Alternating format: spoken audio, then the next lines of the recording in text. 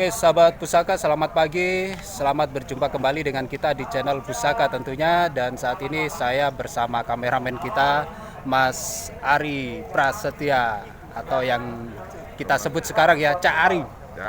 Cak Ari. Cak Ari, ini hari ini kita kan mengikuti Heritage Walk dari teman-teman Surabaya Safe Track ya.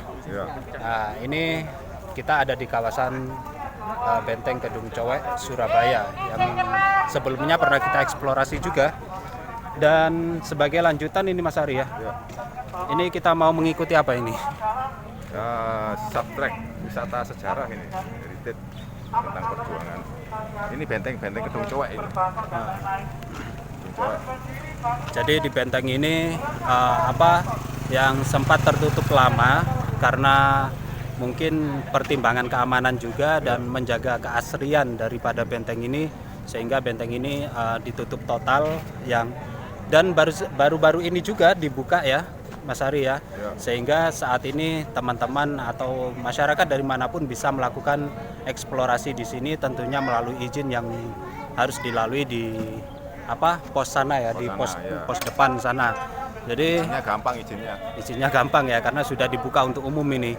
Sehingga teman-teman ya, meskipun sempat terdengar kabar kalau pemerintah Kota Surabaya akan memperbaiki tempat ini, namun hingga saat ini mungkin karena masih pandemi ya, jadi belum terrealisasikan.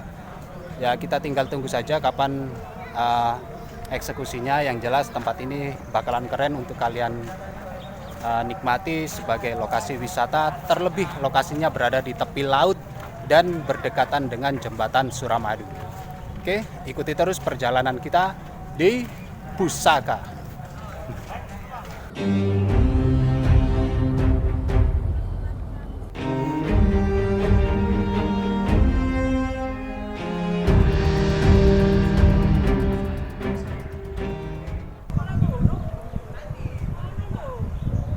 Halo sahabat Pusaka, dimanapun Anda berada, baik di Nusantara maupun di mancanegara. Saat ini saya berada di satu titik yang kita anggap tinggi di kawasan perbentengan Kedung Cowek. Saat ini saya berada dengan kawan-kawan komunitas sejarah, baik itu Rodobroh maupun Pegandring Surabaya, dalam rangka memperingati Hari Pahlawan Nasional. Kita di sini mencoba untuk merekonstruksi pertempuran yang menggambarkan betapa para pahlawan kala itu mencoba untuk mempertahankan kedaulatan bangsa yang telah diproklamasikan pada tanggal 17 Agustus 1945. Sahabat Pusaka, tempat ini sangat bersejarah, sangat monumental, yang memang secara fisik letaknya berada di sangat pinggiran, yang sangat jauh dari jangkauan publik, dan bahkan kemudian banyak tidak diketahui dengan kegiatan historical yang diadakan oleh kawan-kawan, dengan mengajak komunitas, dengan mengajak warga datang kemari untuk belajar menguak sejarah apa yang pernah terjadi di tempat ini. Maka kita akan bisa mengetahui lebih dalam peristiwa apa yang terjadi di tempat ini. Benteng Kedung Cowek adalah satu-satunya benteng yang masih berdiri di kota Surabaya. Benteng yang masih menjadi saksi bisu dari peristiwa kepahlawanan kala itu dalam mempertahankan kedaulatan bangsa di kota Surabaya.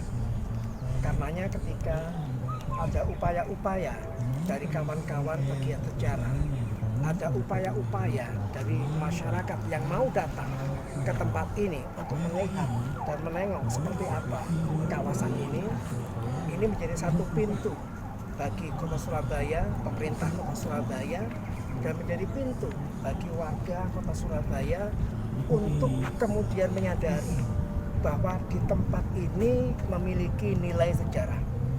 Nilai sejarah tidak hanya di tempat-tempat yang kita sudah umumnya tahu, seperti di Jembatan Merah, seperti di Jalan Tunjungan, atau bahkan di kawasan Tugu Pahlawan.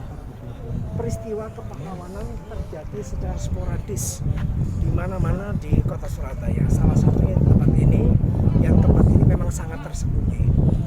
sebelum kemudian terbuka publik bisa masuk.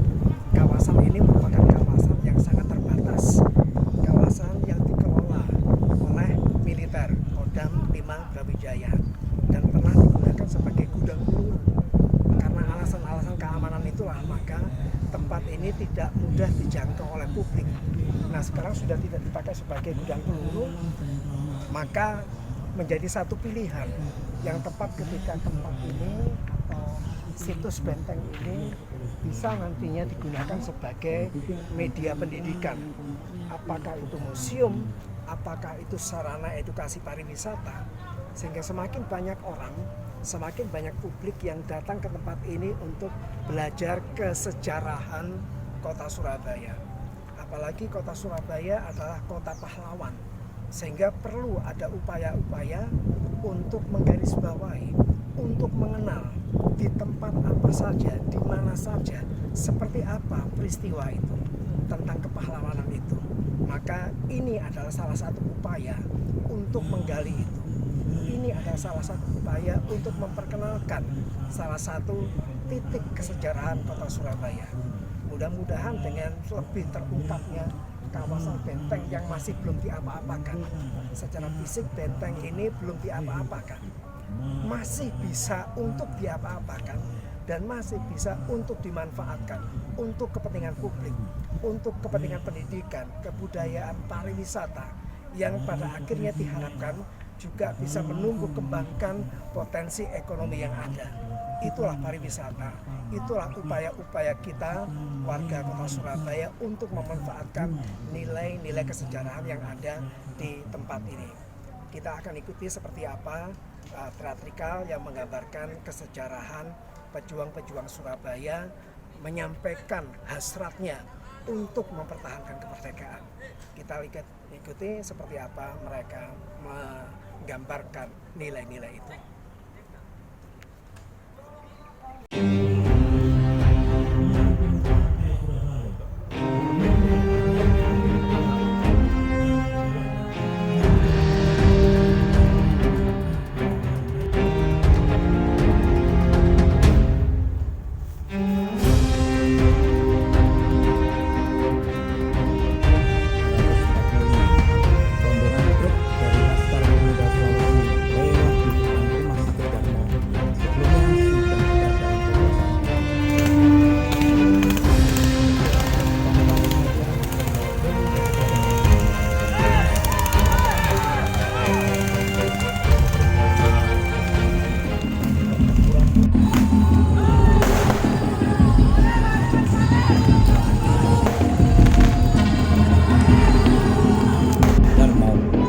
menyerah kepada Kolonel William Tergalung bersama ajudannya yang bernama Wibowo Siono setelah bertempur selama sehari semalam. Peristiwa tersebut menjadi awal dari pertempuran fase pertama yang meletus antara tanggal 28 hingga 30 Oktober 1945 dan berakhir sesuai ultimatum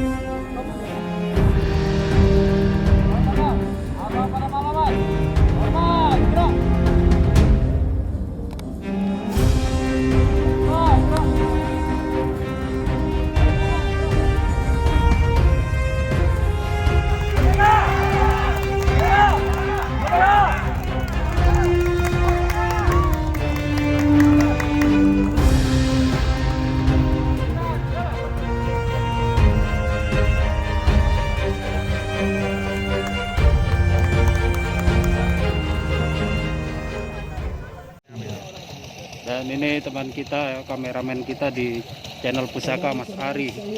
Nah, nggak bisa kita tampangin karena dia yang nyuting. Dan di hutan bro, kita hutan nih bro.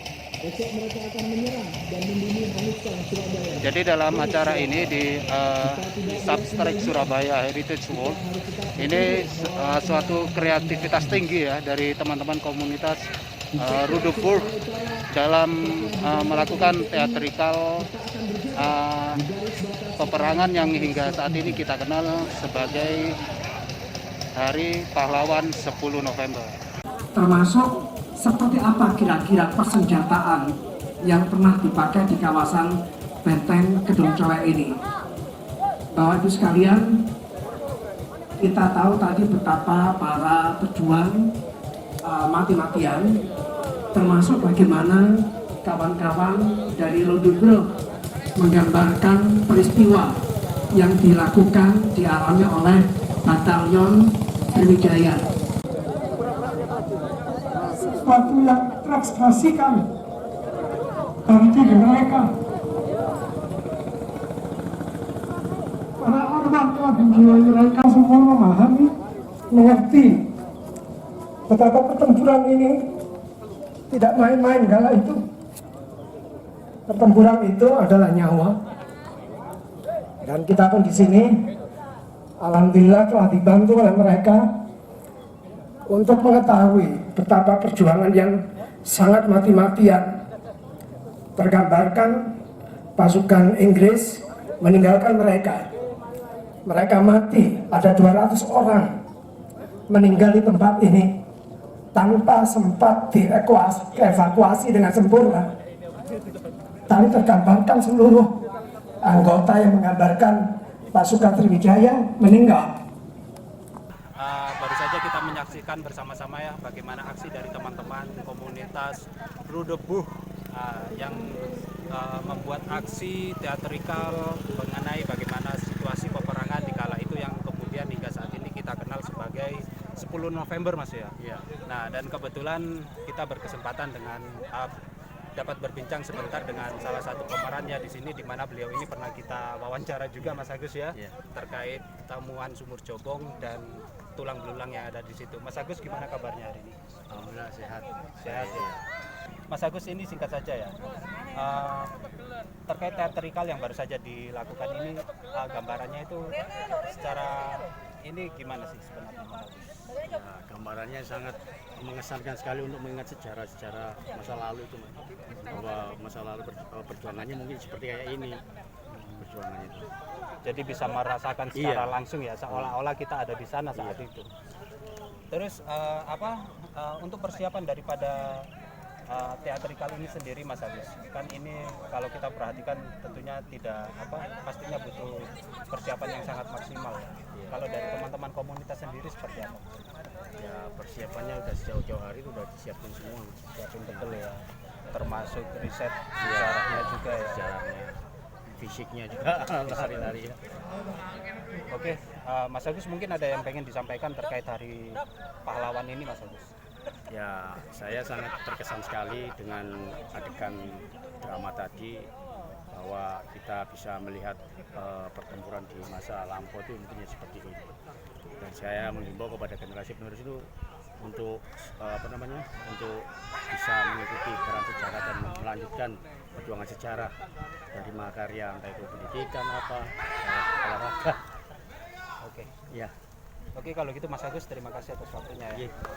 Mungkin Mas Agusnya sedang kecapean habis acting. Tapi ya begitulah teman-teman, bagaimana suasana teatrikal di kawasan Benteng Kedung Cowek ini yang disajikan oleh teman-teman dari komunitas Rudebuh. Oke Sobat Pusaka, berikutnya kita berbincang sejenak ya dengan salah satu peserta dari Heritage Walk ini, dengan siapa namanya Dik? Adik Rahel. Adik Rahel sekolah di mana? Universitas Brawijaya. Oke. Sekarang udah semester berapa nih? Baru satu ya. Dek, gimana setelah mengikuti acara Heritage Walk ini, termasuk setelah menyaksikan bagaimana teatrikal dari teman-teman ini?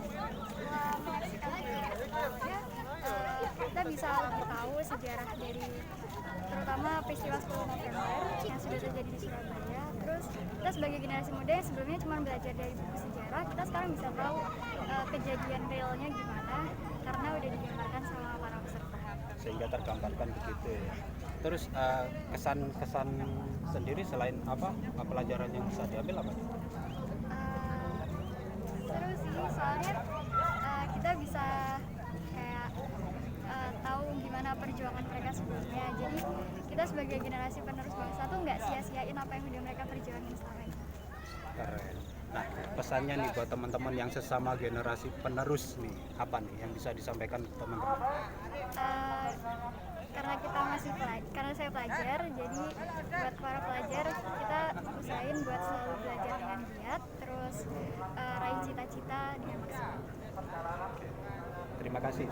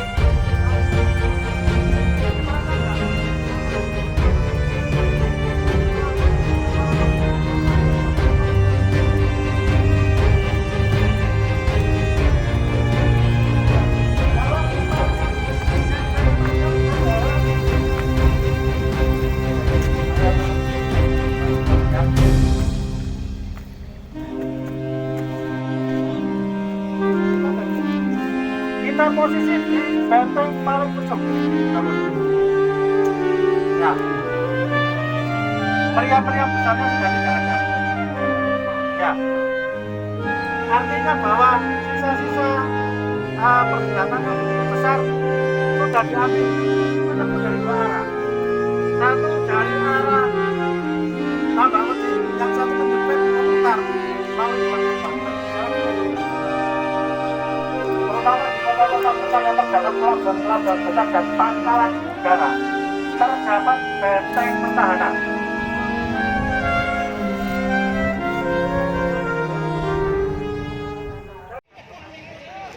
Jadi teman-teman, serunya mengikuti subtrack atau Surabaya Urban Track ya, dari komunitas teman-teman yang ada di Surabaya ini, komunitas Rudebourg dan Begandring Surabaya, di mana dalam acara ini teman-teman, keuntungannya yang paling besar adalah ada pemandu wisata yang akan menjelaskan setiap detail daripada lokasi-lokasi yang didatangi, termasuk bagaimana rentetan sejarah yang terjadi di lokasi itu.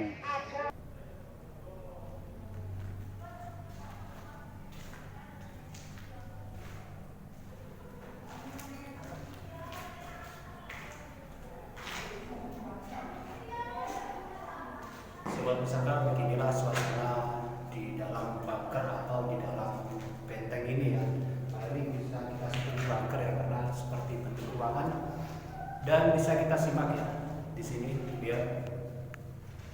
Nah, di sini ada semacam gantungan, dan ini pernah kita ulas juga bahwasanya tempat ini bisa kita duga sebagai tempat untuk menggantung seseorang gini ya, atau mungkin tahanan. Itu pernah kita ulas, tapi itu sebatas dugaan saja, karena melihat jaraknya seperti ini cukup untuk menggantung seseorang dan menginterogasinya. Dan ya kemungkinan besar kalau kita duga fungsinya seperti itu ruangan ini, selain digunakan untuk menyimpan senjata sebagaimana yang sejauh ini banyak diceritakan.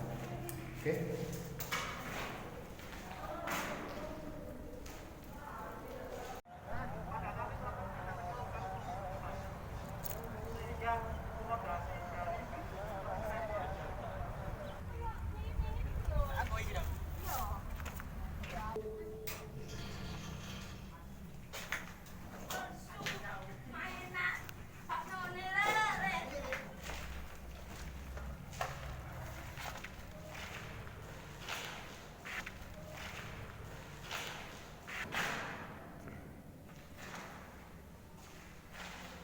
Masih sama, ada semacam gantungan lagi di sini juga ya, tapi nggak tahu fungsinya untuk apa. Tapi kalau ini cukup untuk menggantung seseorang dan menginterogasinya,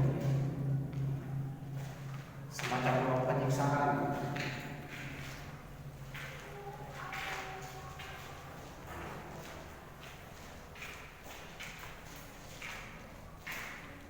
Ini juga cukup disayangkan ya, di ruangan-ruangan ini terdapat banyak coretan, meskipun sekarang sudah dihapus menggunakan semen.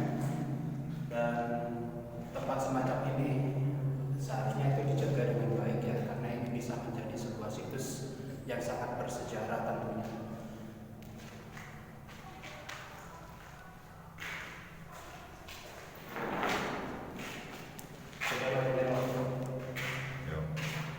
Di dalam ruangan ini juga terdapat jendela-jendela ya. Kalau yang di ruangan yang saya masuki ini merupakan benteng terbesar pertama di kawasan ini, dan di dalam sini ada dua jendela yang dapat digunakan untuk melihat keluar.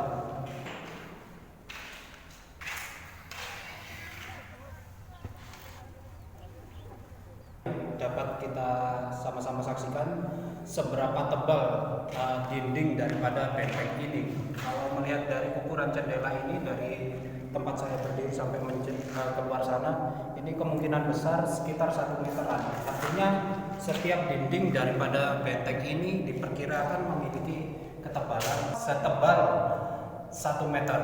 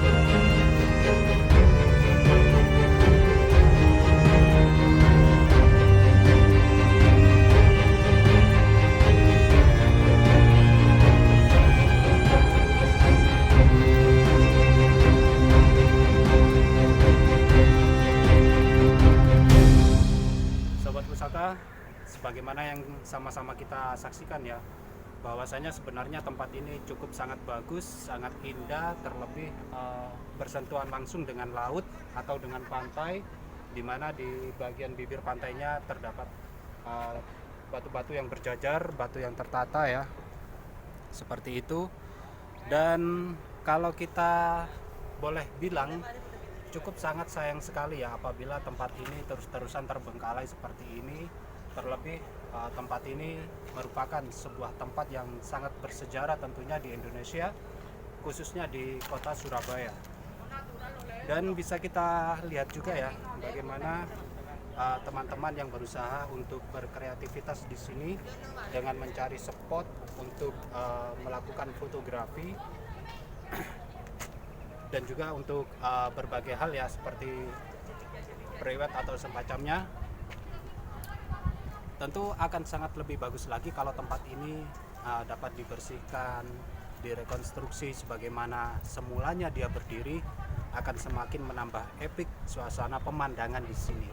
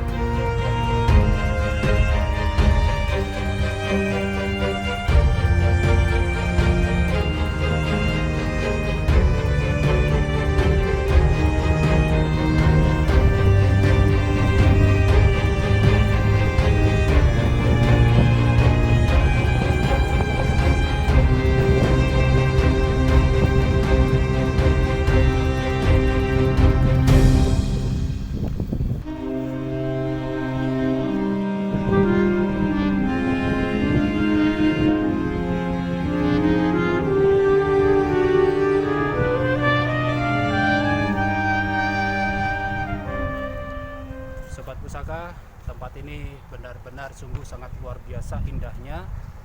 Dan seperti yang kita lihat ya, keindahan itu adalah salah satunya adanya jembatan Suramadu seperti di belakang saya ini, dan juga bibir pantai yang penuh dengan bebatuan, dan juga bersentuhan langsung dengan benteng Kedung Coek Surabaya.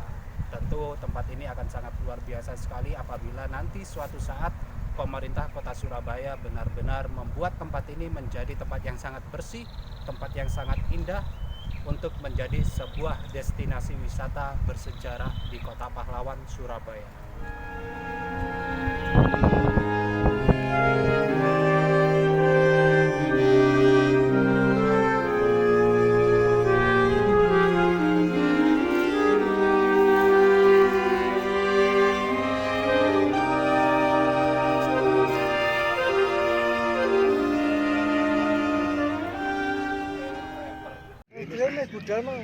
Sobat Pusaka, kita sedang duduk santai ya bersama Cak Nanang, tapi belum bisa berwawancara dulu karena mungkin Cak Nanang sedang kecapean. Cak Nanang ya, habis memandu wisata peserta Heritage Walk, dan itu teman-teman yang aktif di komunitas ini yang mengadakan acara Heritage Walk ini. Nah,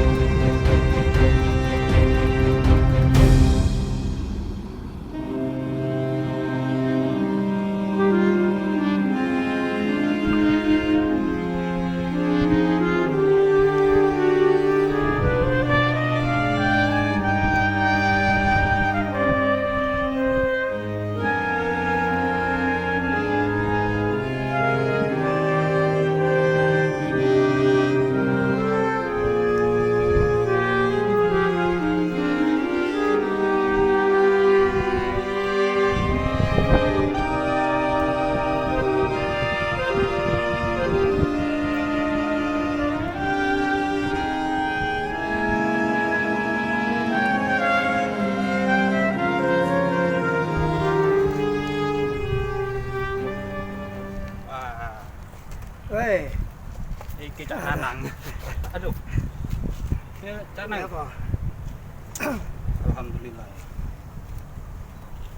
Ya, Sobat Pusaka, alhamdulillah ya kegiatan hari ini sudah selesai sepertinya.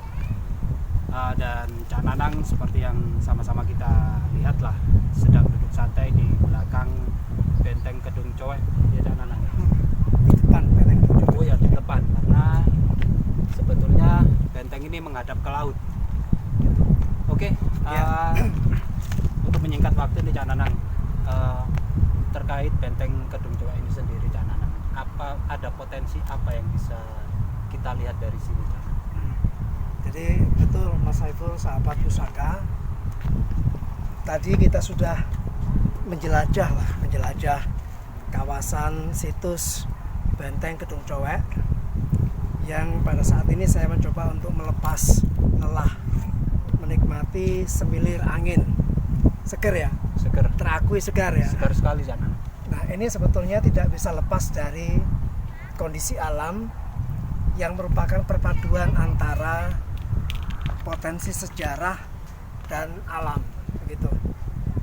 Sejarah kita tahu dan sudah banyak tadi kita ungkap seperti apa keberadaan sejarah dari benteng Kedung Coek, sampai kemudian kita dihadapkan pada teatrikal yang mencoba untuk memberikan gambaran yang lebih real, tidak sekedar cerita atau membaca, tapi ada aksi, atraksi teatrikal, sehingga lebih real pandangan kita, pemahaman kita tentang sejarah Kedung Coek. Nah, secara alami benteng ini menghadap ke laut. Kalau toh kita datang dari tempat parkiran, itu kita masuk dari bagian belakang. Depannya adalah ini. Yang depan dari benteng ini sebetulnya sangat tidak mudah dilihat oleh siapapun yang datang dari laut. Artinya tidak mudah dilihat oleh siapapun yang dianggap musuh-musuh. Karena secara konstruksi benteng ini seolah terpendam. Misalkan konstruksi batu-batuan ini juga bagian dari konstruksi perbentengan, sehingga ini memperkuat kondisi tanah yang kalau kita timbang benteng itu bertonton, yang kala itu dibangun di satu tempat yang berawa. Kita lihat juga bagian dari selatan benteng itu masih ada rawa-rawanya.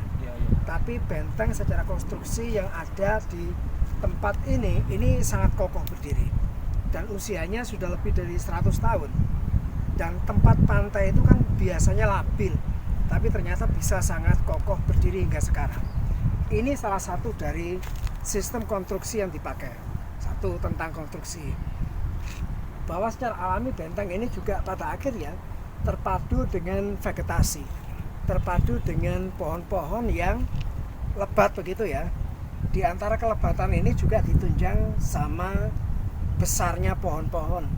Yang besarnya pohon-pohon itu juga memiliki nilai artistik, percabangan, ranting-ranting. Ini kalau difoto, dilukis memiliki satu keindahan alam yang tidak dibikin manusia. Selain keindahan seni, maka sebagai perlindungan juga. Di bawah kita duduk ini, di bawah pohon, ada ayang-ayang, ada bayang-bayang yang bisa melindungi siapapun yang berkesempatan datang dan menikmati benteng ini. Lalu dipadukan dengan kondisi alam air laut, angin laut.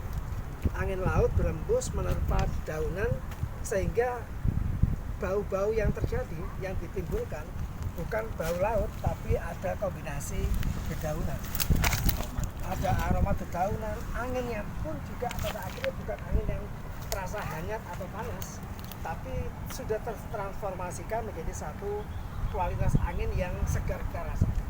Jadi angin berembus, rambut bisa goyang-goyang kan gitu, dan anginnya sejuk, sangat sejuk, tidak panas.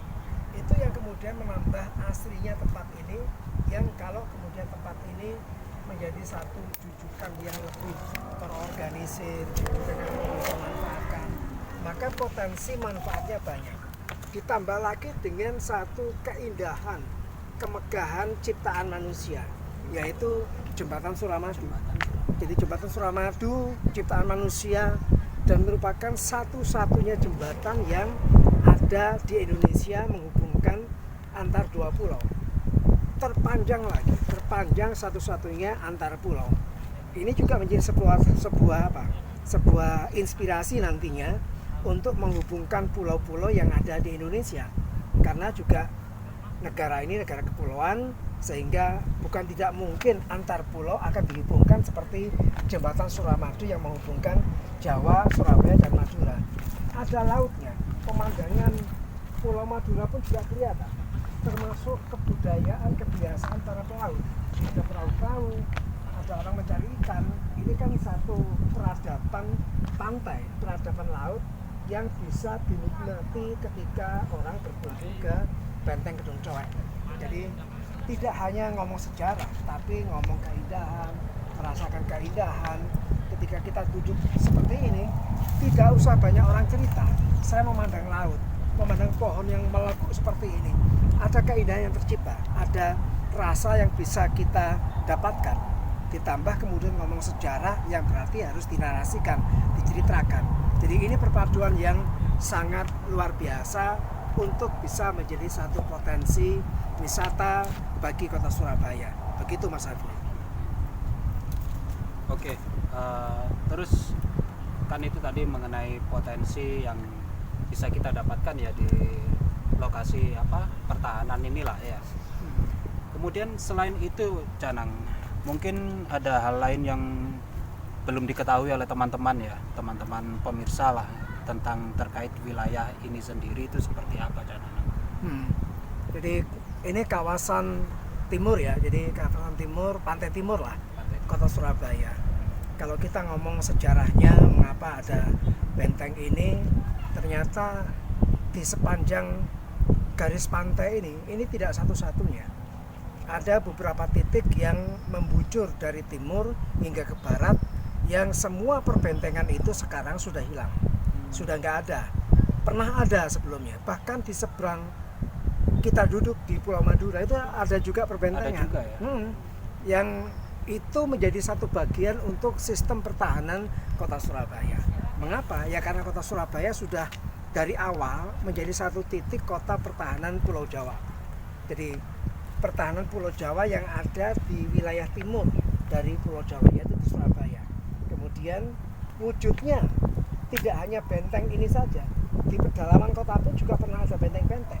Ada benteng Prince Hendrik, ada benteng Belvedere, ada benteng Kalimas. Di Gresik juga masih ada benteng di wilayah Pulau Jawa ya. Tapi semuanya sudah habis. Kelihatannya sudah runtuh. Sudah nggak ada semua. Yang masih ada ini. Maka ini menjadi satu saksi, peradaban juga. Ternyata ada bangunan yang didirikan pada awal abad ke-20, 1900-an, yang ternyata masih ada, yang tentu menjadi satu aset bagi kita untuk kita ketahui, untuk kita pelajari, dan itulah yang dimiliki oleh kota Surabaya yang mungkin daerah lain tidak memilikinya. Gitu Mas Eko.